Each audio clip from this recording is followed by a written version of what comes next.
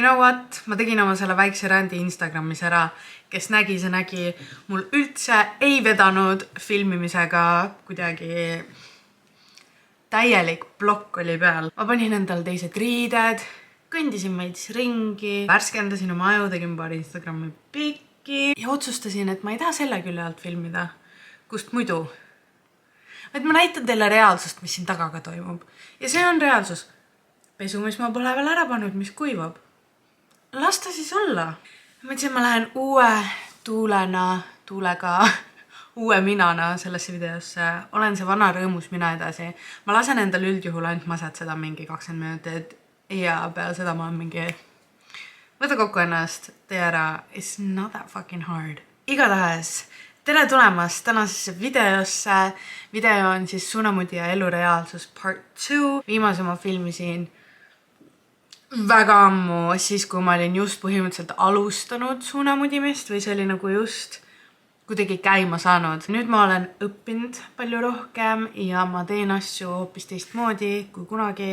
Nii et ma mõtlesin, ma annan updated versiooni sellest. Tegelikult kõige põhiline küsimus, mille ma võin kohe ära vastata, oli kas suunamudijana elab Eestis ära? Seda oli siin nii palju ja vastus on täiesti oleneb. Oleneb, palju sul on followere, oleneb, kas sa oled aktiivne ainult ühe platvormi peal või sa oled mitmel platvormil, nagu mina näiteks võin öelda, et jaa, mina elan ära, sest mul on TikTok, kus ma teen koostöid, mul on YouTube, mul on Instagram. Ma hoian ennast aktiivsena võimalikult paljudes sotsiaalmeediavõrkudes ja siiamaale on kõik hästi läinud. Kokku mul ju kõikide nende 3 kanalite peale on üle 50 000 vaataja. Oh my god. That's crazy. Ma tehniliselt räägin praegu mingi 10 000 inimesega.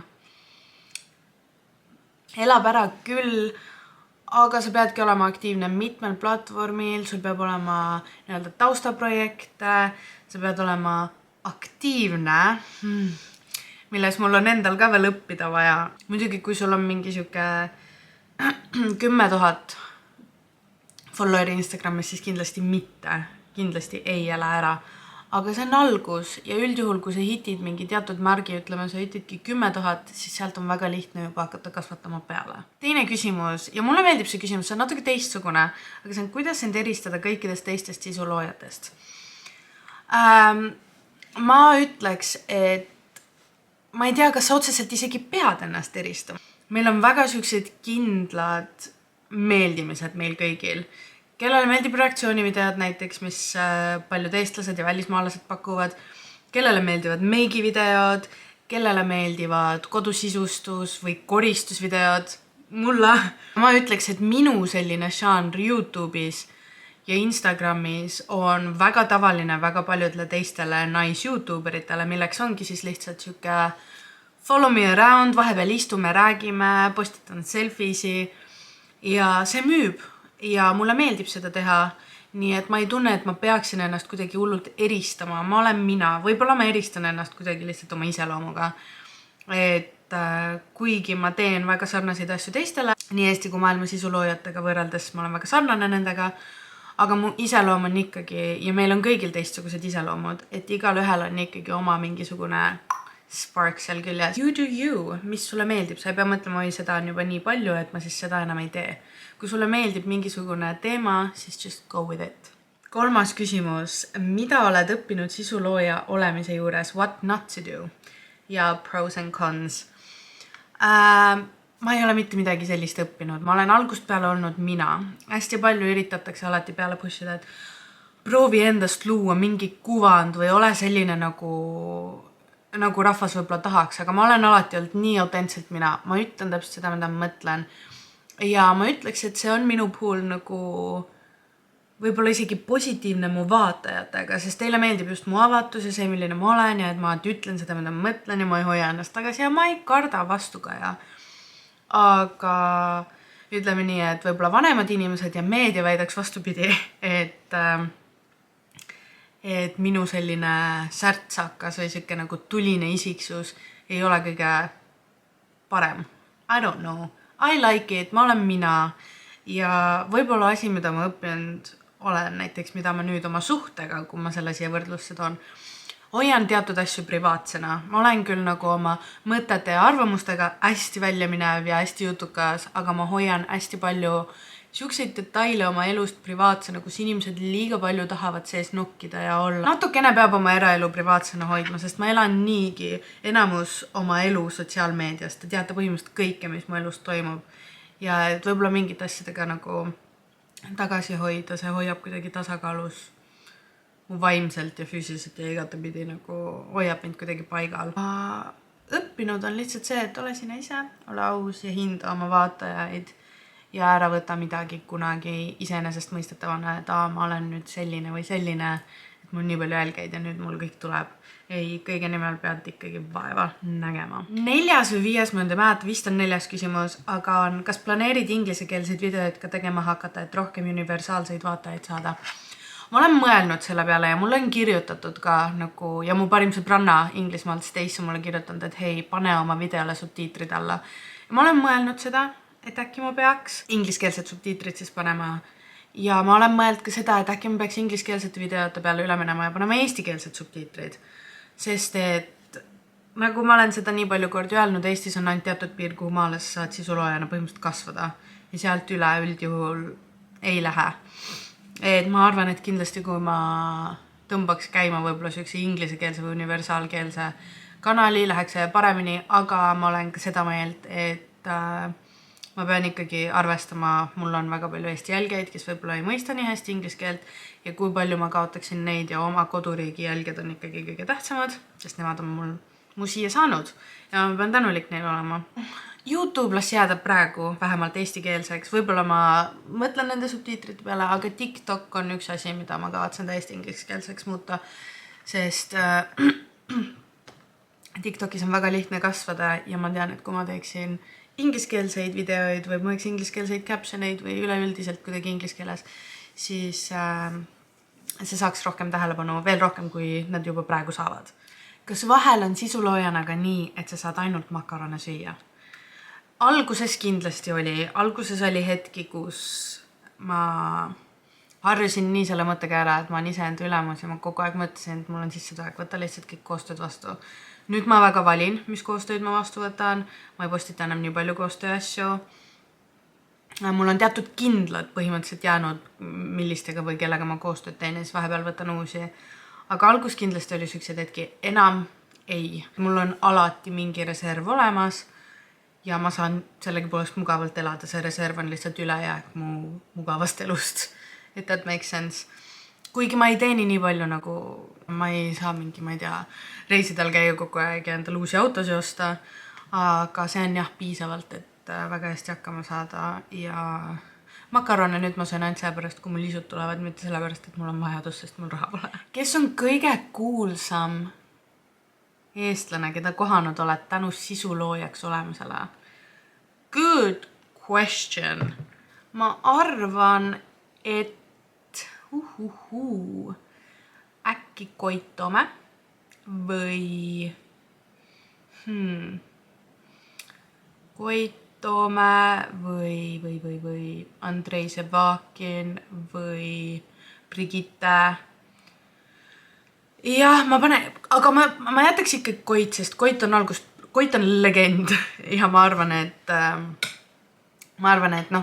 Andrei on ka sisulooja, see on suht süke, goes with the flow on ja Brigittega on samamoodi, ta teeb ka väga palju siukseid asju, et see on nagu paratamatu, aga Koit on muusik ja jah, ta lisas mu sõbralisti ka paar nädalat tagasi, nii et ma tundsin ennast väga meelitatult. Nüüd on vist 6. küsimus, andke andeks, ma lihtsalt ei viitsi neid numbreid sinna ette panna, ma lihtsalt räägin. Kas näed end ka sisuloojana 5 aasta pärast? Vastus on jaa. Kui YouTube veel eksisteerib, siis kindlasti, kuigi ma arvan, et YouTube ka võra ja TikTok võtab üle. That's just what I'm thinking. Aga kindlasti sisuloojana ma näen ennast sisuloojana kuni 40-ndatesse välja või isegi rohkem. Ma hakkan kunagi vlogima pereelu, ma filmin oma sünnitusi, ma panen kõik, ma teen family channeli. See on mu vahetan pamperseid ja mis beebitoitu ma oma lastele söödan. Alati tasub aeg kaasas käia ja muuta oma seda žanrit nii palju kui võimalik ja minuga ju kasvavad üles ka minu praegused jälgijad. Et ma arvan küll, et ma jään Sest me oleme nutiajastul kasvanud ja ma ei tahaks uskuda, et meie 40-selt nii vähe nutid nagu sotsiaalmeediat kasutame kui näiteks meie vanemad, sest me oleme sellega kasvanud ja ma arvan, et see jääb alati osaks meist ja see on lihtsalt see, mis on meile omane ja ma kavatsen nii kaua seda teha, kui võimalik. Kas vahel elus pead midagi ära jätma oma tööga seoses? Jumal tänatud, ei. Sellepärast ma ei tahagi mitte mingit tööd enam kunagi teha, sest ma olen oma aja boss. Mul ei ole kunagi seda, et ma ei saa reisil minna, ma pean puhkuse välja võtma, ma pean ootama, et puhkust välja võtta, mul on mingi töö, mul on mingi graafiku alusel töö. Et ma teen täpselt seda, kui ma ise tahan. Ma lähen reisile, ma saan seal tööd teha sellega, et ma juba filmin. Nagu how amazing is that? Ja ma võin minna, tulla, teha, mis ma tahan, mitte miski peale minu enda ei hoia mind tagasi. Et ei, igast asjast, mis ma teen, saab tegelikult välja tuua, teha, luua contenti. Nii et minu igapäevaelu on töö. Kas pead mingeid makse ka maksma suunamudjana olles? Kindlasti. Kõik oma sissetulekud tuleb ära, kas öeldakse deklareerida või? Et kuna mul ei ole seda OÜ-d või Fiat, siis mis ma olen teinud on niimoodi, et YouTube'i sissetuleku ma märgin ära iga aasta, siis kui see maksude maksmine on, märgin ära, palju ma olen see aasta teeninud, seal saab lisada mingi lahter umbes kõrvalised tulud või mingi muud tulud või midagi sellist. Märgin sinna ära ja siis ma teen iga kord nagu screenshotid, et kui nad nõuavad midagi, et siis mul on näidata. YouTube maksab mu siis tavakontole iga, nii tihti, kui nad väljamakseid teevad, see on 6 korra. Ja kui ma olen koostöid teinud, siis tihti on niimoodi, et ma saan kas mingi suure väärtusega eseme, mis ei ole rahaline, seega seda ma ei deklareeri. Ütleme, ma saan, ma ei tea, mingi meigilaua või ma saan telefoni või midagi sellist. Või siis teine variant on see, et mulle makstakse nii, et see, kes maksab, võtab mu palgast maksud maha ja maksab ise need maksud või siis ta lisab mu palgale juurde maksud ja kannab mulle ikka tavalise selle summa, aga tema poolt lähevad need maksud. Ehk siis mina ei pea nagu tegelema sellega, if that makes sense. Et nüüd mul on uuest aastast või sellest aastast on plaan teha OÜ-ga lõpuks ära. Aga ma natuke kardan, et ma teen midagi valesti ja ma keeran kõik pekki ja ma satun ikkagi kuidagi mingis maksuvõlgnikuks, sellepärast, et nii palju oli draamad siis, kui alles tuli see seadus, et sa pead igale koostööle nagu panema reklaam või koostöö või hashtagi, vaata. Ja ma ei pannud kõikidele, mis olid nagu koostöö ja ma isegi ei teadnud, ma tundsin ennast nii lollina ja mina olin artiklis märgitud nende seas, kes tegi mingi postitusi koostöö omas ja ei märkinud see koostöö on. Seega nüüd ma üritan võimalikult valvas olla, aga ma kardan, et kui ma OÜ endale teen, siis kuidagi ma keeran selle pekki, sest et ma olen nii loll sellistes asjades. Et kuidas ma siis üüri maksan, kuidas ma OÜ-na üüri maksin, kui ma ei või seda raha kasutada mitte millegi muu jaoks kui oma tööalaselt. Aga mu töö ongi see, mida ma teen ja ma tahaks selle eest üüriga maksta ja süüa osta. Nii et how do I do it? I don't fucking know. Keegi targem, kes vaatab mu videot, praegu võiks mind aidata. Aga ja, ma tahan OÜ ära teha, sest siis on koostööpartneritega ka lihtsam, nad ei pea hakkama arvestama ja mingi, ma ei tea, mis miljon muud asja seal tegema, vaid ongi lihtsalt see, et vai, nüüd kannate mul siia OÜ kontole ja seal on mu see raha, on ju. Aga jaa, kindlasti peab kõike nagu seaduslikult tegema, sellepärast, et üks neiu, ma ei hakka nimest nimetama, aga kes rääkis, ta teenib meil 20 000 eurot kuus, aga siis mu maksu see näitas, et ta nagu maksa ja maksa. Või mingi maksu- ja tolliamet tuli mingi sellega välja, et ei ole näha küll kuskil, et ta nii palju teeniks ja siis pandi meile kõigile nagu hullult silmad peale. Nii et kui sa tahad koostöös ja hakata tegema ja tahad sisuloojaks saada, siis tee kõike seaduslikult. Kui paljude suunamudijatega tegelikult suhtled igapäevaselt? Igapäevaselt suunamudijatega? Tihti, aga oleneb kellega. Mul on mingi teatud siuksed kindlad. Üks mu parimaid sõbrannasi, kes on Rannamajas Seidi. Ta on ka tehniliselt suunamudi ja temaga ma suhtlen igapäevaselt. Silveriga ma suhtlen igapäevaselt, kuigi ta on nagu poole kohaga suunamudi ja Ma ei teagi, kas väga siukseid teisi on kellega igapäevaselt. Mul on rohkem muusikuid, kellega ma suhtlen, kes suunamudijana olles on mu ellu tekkinud ja tulnud ja jäänud. Et suunamudijaid vist ongi ainult 2, Silver ja Seidi, kellega ma nagu kogu aeg suhtlen. Praegu küll kedagi teist pähe ei tule. Kas mul on nippe, kuidas suunamudijana alustada? Kindlasti. Vaata, et sul on hea kaameraga telefon ja et sul on aken, kus ääres filmida. Kõik. See on kõik, mis sul vaja. Okei, tegelikult võib-olla investeeri see 20 eurot tripodiga, sest tripod on nagu väga vajalik. Sa ei viitsi iga kord hakata mässama mingi raamatutega ja siis sa ei saa õiget nurka ja tripod algusest peale. Aga ma ju esimesi videoid filmisin ja töötlesin oma iPhone'iga ja juba enne seda iPhone'i ma filmisin iPhone 5S-iga, see oli mu esimene iPhone. Oli vist. Ja juba sellega ma filmisin ja töötlesin, siis mul oli 7, sellega ma filmisin ja töötlesin ja nüüd on 11 Pro Max. Ja see oli mul kuni aasta aega tagasi töötlesin ma telefonis, nüüd ma töötan laptopis, mis on MacBook.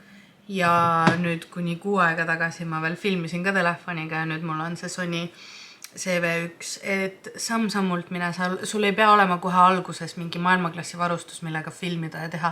Kui sul on aken, kus tuleb päevavalgus ja sul on telefon, millel on tõsiselt nagu hea kvaliteet, siis sa saad kõik asjad seal ära tehtud. Ja lihtsalt anna aega, mitte miski ei juhtu üleöö. Kuidas on sul väljas käimisega, kas saad rahus olla või tuleb alati keegi juurde? Mitte kunagi ei tule keegi. Eestlane on väga häbelik rahvas ja mul selliseid hetki on väga vähe. Ma pakun 2-3 kuu tagant korra, kui tulevad mingid noored tüdrukud või väiksed poisid, kes jooksevad järgi. Aada. Ja kuna ma klubis ka enam väga ei käi, siis väga rahus lastakse elada. Eesti on selles suhtes on nagu väga positiivne, et siin väga ei huvita mitte kedagi, kes sa oled. Kui nagu Rannamäe oli just välja tulnud ja kui klubid lahti oli, siis oli nagu iga nädalavahetus oli pekkis, lihtsalt joostid tormi su peale. Nüüd on kõik nii ära harjunud sellega, see on nii nagu kuidagi tavaliseks muutunud ja ma arvan, et inimesed on nii palju mind näinud ka juba võib-olla kuskilt nagu päriselus, et on aru saadud, ma olen lihtsalt tavaline inimene, ei ole mõtet nagu järgi joosta. Sa võid tulla tere ütlema, sa võid pilti küsida, ma muidugi teen ja räägin suga, aga nagu I'm just me. Ma olen täpselt samasugune inimene nagu sina, nii et ega siin midagi erilist ei olegi. Mis hetkest said aru, et see töö tasub ära? Ma arvan, et see oli umbes aasta tagasi, kui ma ostsin selle laptopi ja ma mõtlesin, et okei, ma panen selle raha selle laptopi alla ja ostan ja see on mu esimene investeering sinna poole ja see on ära tasunud. See esimene kord, kus teedki suure investeeringu, et võt nüüd see on selle poole ja selle nimel, sest ma tunnen, et see läheb kuskile, see on mega hea tunne. Ja see oli umbes aasta tagasi või see oli täpselt aasta tagasi, see oli eelmise aasta jaanuaris, kui ma ostsin selle läpaka. Aasta aega olen aru saanud, et this is what I need to do, this is what I want to do. I love it. Kuidas saan hakkama viha kommentaaridega? Savi. Ma kas panen bloki, ma kas vastan ülisarkastiliselt või ma lihtsalt ignoreerin. Eestlane on paratamatult juba selline rahvas, et ta arvab, et kõik tahavad tema arvamust teada. Ja ma ei tea, klaviatuuridega on kõik hullud sõdalased. See on paratamatus. Sa ei saa teha kunagi midagi, mis kõigile meeldib. Nii et lihtsalt do you. Ja hate kommentaarid, no ma olen neid algusest peale saanud ja mul on juba nagu hane selga vesise, et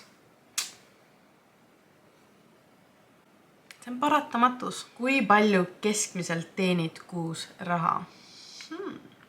See oleneb täiesti ja siin oli küsimus ka, et kuidas sa saad hakkama sellega, et sul ei ole iga kuu kindlat sissetulekut. Mingi teatud siuke ballpark ikka on, kuhu see sissetulek nagu jääb igakuine, aga kui palju ma teenin, ma ei saagi öelda. Nagu ma pakun, et ma isegi ei oska pakkuda. See on siuke YouTube arvestada ja siis arvestada mu teisi projekte, mis mul on ja siis arvestada Instagrami, TikToki värke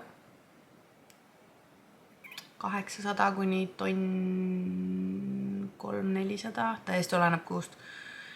et mõne koostöö eest sa saad ühe koostöö eest sa saad juba üle 1500 euro. Ja mõne koostööga on selline, et sa pead mitu tükki tegema, et sul tuleks 800 eurot kuus. Et täiesti oleneb, kus kanalitel koostöösi tahetakse, kas mitmel kanalil, kas tahetakse ainult ühe korra või tahetakse mitu korda. See on jah siuke väga üles-alla teema, aga ma ütleks, et miinimum jääb ikka sinnamaale, et keskmise eestlase palk. Jah. Kust saan videote tegemiseks ideid?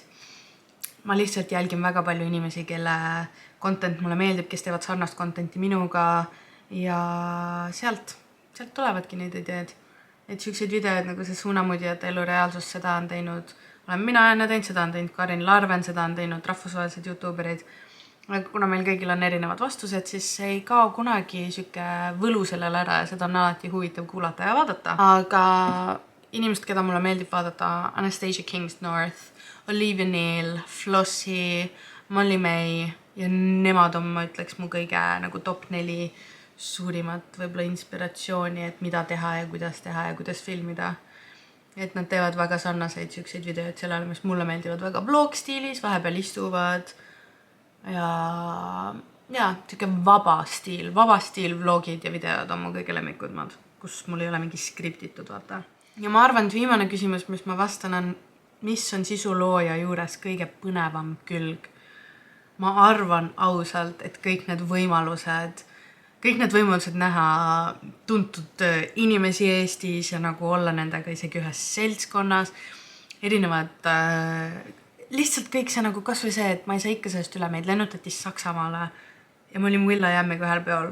Ma ei oleks kunagi sellisesse situatsiooni sattunud, kui ma ei oleks sisulooja. Ja kõige põnevam külg ongi see, et kõik need võimalused ja pakkumised, mis sulle tulevad ja see kõik teine maailm, mida sa näed, mida tavainimesed ei näe, see on nii äge ja see on nii väärt kõike seda, et kui sul on see tahtmine, siis nagu just go with it. Tahad sisuloojaks hakata? It is actually easy to start. Raskem on hoida oma jälgijaid ja teemasi üleval. Aga alustamine on väga kerge ja who knows, äkki õnnestub. Et kui sul on tahtmine, siis just go with it. Just give it a try. See ongi kõik, ma sain hakkama sellega. See ränd on kõrvale jäetud, see Instagrami oma video on filmitud, nüüd on lihtsalt see, et mina ma selle ära töötlen. Aga hakkama saime ja aitäh, et te jälgite mind, aitäh, et te toetate mind. Aga aitäh vaatamast ja I love you all.